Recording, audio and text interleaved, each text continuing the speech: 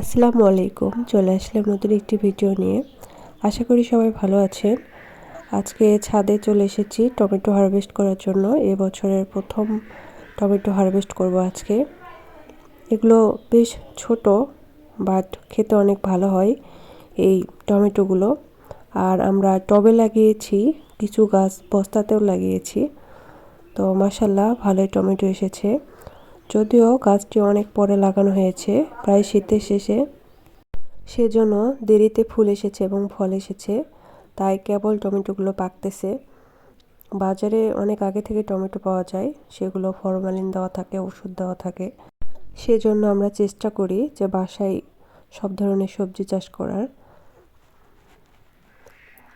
এগুলো পেকে গিয়েছে একদম, বেশি পাকলে গলে যাবে। এগুলো সাইজ ছোট, কিন্তু খেতে খুব ভালো। এগুলোতে কোনো ওষুধ দেওয়া নাই, ফরমালিন মুক্ত। তো আমি এগুলো পেরেছি, পাকাগুলো পেরে নিয়েছি, আরও আছে। আর এগুলো এখনও কাঁচা আছে, এগুলো রাখতে হবে।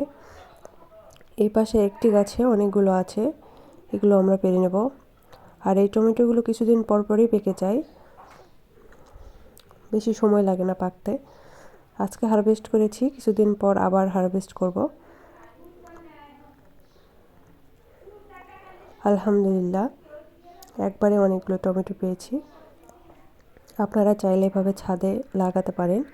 টমেটো গাছে তেমন যত্ন করতে হয় না, বস্তা বা টবে লাগিয়ে রাখলেই হয়ে যায়। তো সব পাড়া শেষ। আল্লাহ হাফেজ।